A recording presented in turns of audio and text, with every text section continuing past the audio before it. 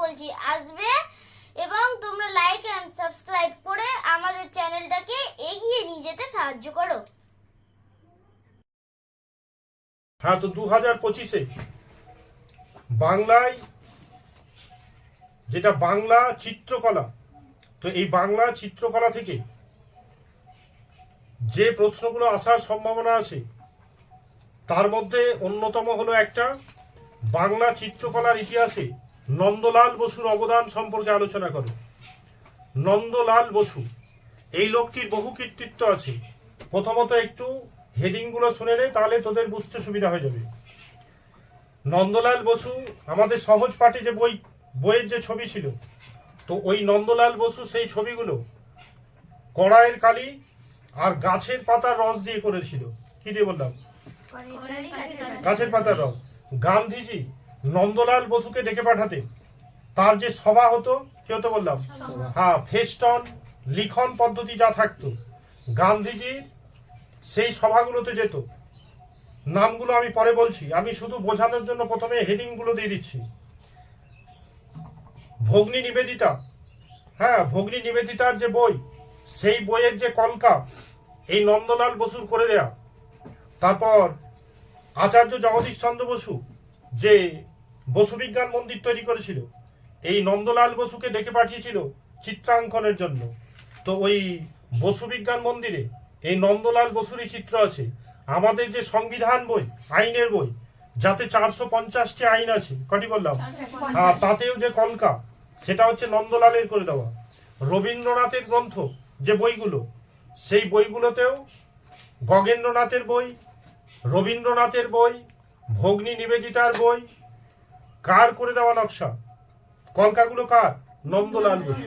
কার বললাম? তো এই লোকটির বহু প্রতিভা আছে।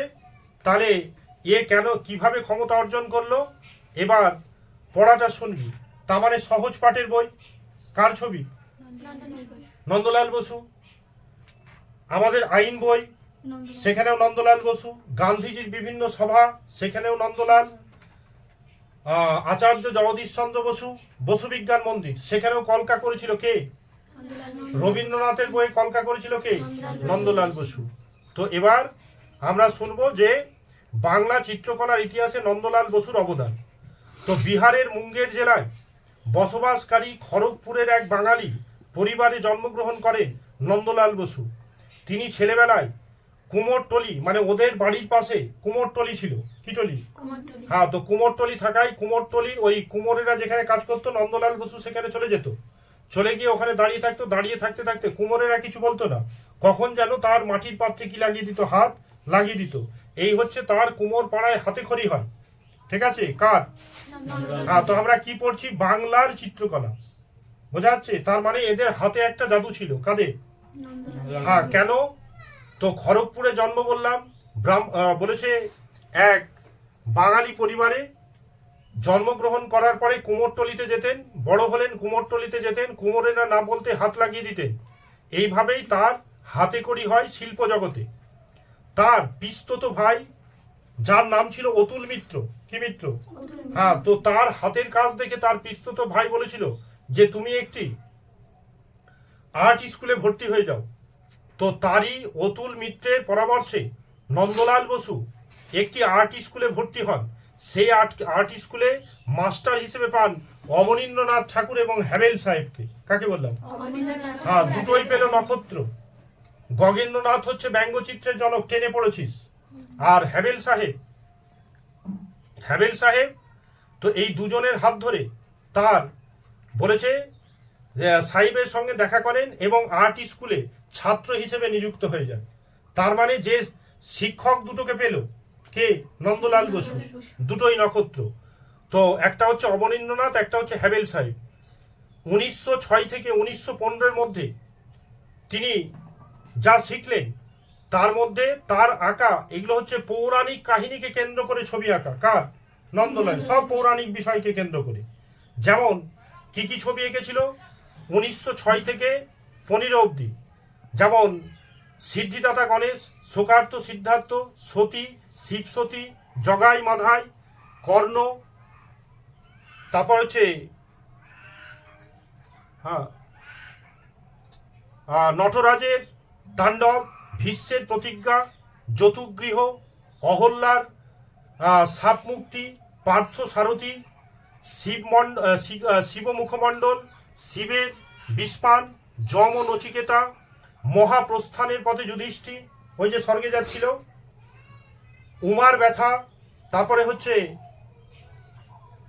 উমার তপস্যা, এগুলো সব পৌরাণিক কাহিনীগুলিকে কেন্দ্র করে এই ছবি তিনি কি করেছিলেন, তৈরি করেছিলেন। পৌরাণিক বিষয়কে ভিত্তি করে আঁকা তার এই ছবিগুলি বলেছে রূপ নির্মাণের বিশেষ ভঙ্গি হয়ে ধরা পড়ে।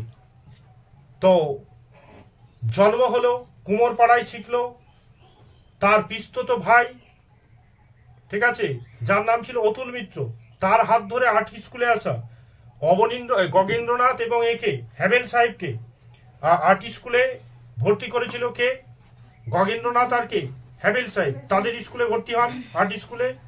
দক্ষতা আসে 1906 থেকে 1915, বিভিন্ন পৌরাণিক ছবি আঁকে। 1911 আর্ট স্কুল পাঠ শেষ করে অবনীন্দ্রনাথ ঠাকুরের কাছে জোড়াসাঁকোয় শিক্ষা চর্চা নন্দলাল বসু এক, হ্যাঁ, অন্যান্য অভিজ্ঞতা। চলে গেল শান্তিনিকেতন। কোথায় চলে গেল? হ্যাঁ, অবনীন্দ্রনাথ ঠাকুর তাকে ডেকে পাঠালো, সেখানে শিক্ষা চর্চা করলেন, মানে শিক্ষা দিলেন।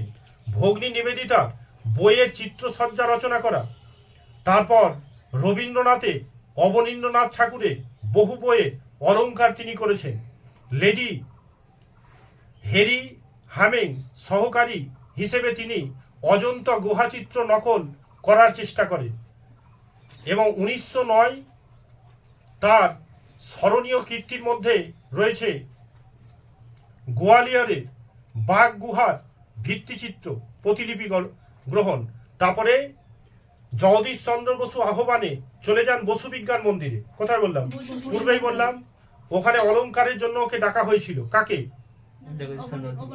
নন্দলাল বসুকে। কাকে বললাম?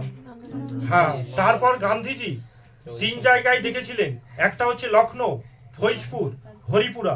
কংগ্রেসের অধিবেশনে উপলক্ষে বলেছে ভারত শিল্পী প্রদর্শনী সংগঠন, এবং হরিপুরা বলেছে হরিপুরা পট অঙ্কন করতেন। হরিপুরা পট কি?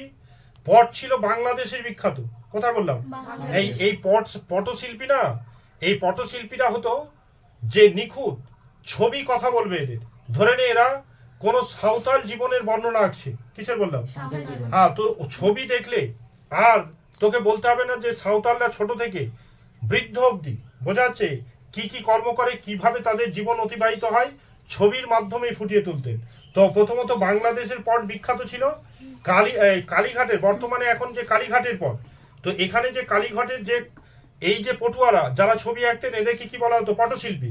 হ্যাঁ, পট শিল্প হচ্ছে একটা নিখুঁত আঁকা, যেখানে একটা ছবি দেখলে পুরো ঘটনা কি আসবে উঠে। আমরা যেমন বই পড়ে বুঝতে পারি একটা বিষয়কে, এদের ছবি দেখলে কি বিষয়ে ছবি সেটা কি যায়, বোঝা যায়। তো শেষের দিকে পটচিত্রের প্রতি তার মনোযোগ ছিল। কার বললাম? নন্দলাল। এবং বলেছে তিনি রামায়ণ এবং মহাভারতের কাহিনীকে কালীঘাটের পটের মতো করে রূপদান করেন। এই যে মহাভারত আছে, তো মহাভারতের এক একটা খণ্ডকে কি করত? তুলে নিত আর সুন্দর করে ছবির মাধ্যমে কি দিত? বুঝিয়ে দিত। তার মানে মহাভারতের এই পটচিত্রের মাধ্যমে মহাভারতের খণ্ড খণ্ড যে অংশগুলো বোঝা যাচ্ছে, মানুষ কি পারতো? বুঝতে পারতো। এতটাই দক্ষতা ছিল তার আঁকার উপরে। তাই ভারতীয় সংবিধানে তারই আঁকা চিত্র আজকে অলঙ্কৃত আছে। এই যে সংবিধান বই, যেখানে 450টা আইন আর 12টা উপধারা কি আছে? রক্ষিত আছে সংবিধানে। তো সংবিধানে তারই কি করা আছে? কলকা করা আছে। তো এই প্রশ্নটি বাংলার চিত্রকলা থেকে 4টি প্রশ্ন 2025-এ আসার সম্ভাবনা। তার মধ্যে আজকে একটা বললাম নন্দলাল বসু, একটা হচ্ছে যামিনী রায়। বাঙালি চিত্রকলা চর্চায় যামিনী রায়ের ভূমিকা কতখানি তা বুঝিয়ে দাও।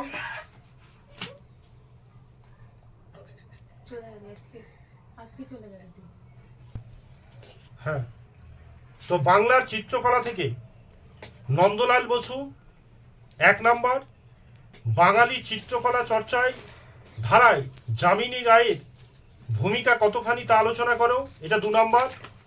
3 নাম্বার হচ্ছে বাংলার চিত্রকলার ইতিহাসে রামকিঙ্কর বেইজের অবদান আলোচনা করো।